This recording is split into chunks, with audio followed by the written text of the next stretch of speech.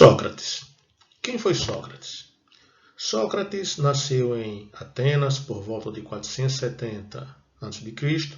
e morreu em 399 a.C., após condenação por impiedade. Ele foi acusado de não crer nos deuses da cidade e de também corromper os jovens. Mas por trás dessas acusações escondiam-se ressentimentos de vários tipos e manobras políticas.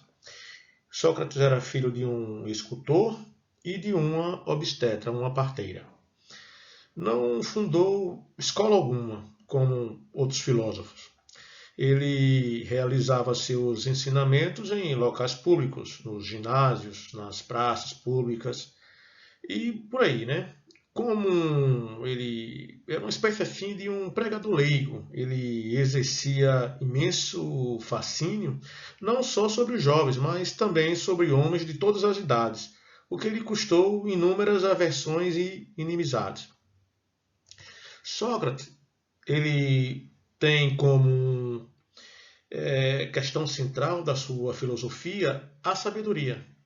Sócrates levou o pensamento filosófico a um patamar bastante elevado em relação aos sofistas.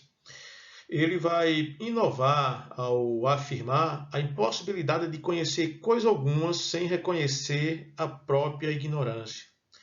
Para Sócrates, o verdadeiro conhecimento, ou a verdadeira sabedoria, é inversamente proporcional ao prestígio social, coisa que os sofistas pregavam.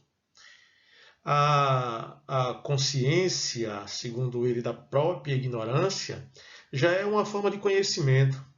A presunção do saber é um obstáculo ao descobrimento e ao conhecimento.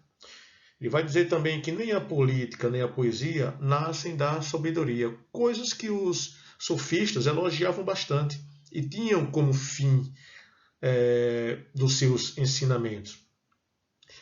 Sócrates ele desviou a filosofia do estudo da natureza para o estudo do ser humano. É o chamado humanismo socrático.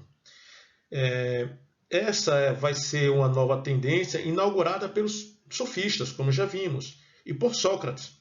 E eles vão colocar, na verdade, os problemas do homem no centro da reflexão filosófica. Mesmo sofrendo a influência da sofística, Sócrates tornou próprios os seus problemas e polemizou firmemente contra os maiores sofistas, tendo no tocante tanto no tocante à moralidade quanto ao uso da retórica para atingir interesses particulares. Sua filosofia tinha como objetivo buscar um fundamento filosófico para a vida moral.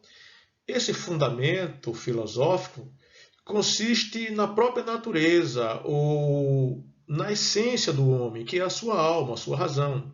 A alma aqui ela deve ser entendida como consciência, como personalidade intelectual e moral.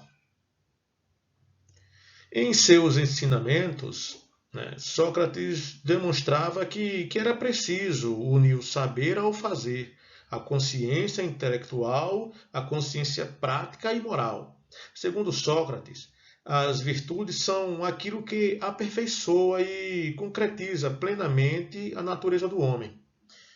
E isso acontece quando a alma verdadeiramente conhece a si mesma, quando ela observa uma alma, ou seja, quando observa aquela parte em que se encontra o atributo da alma, que é a sabedoria.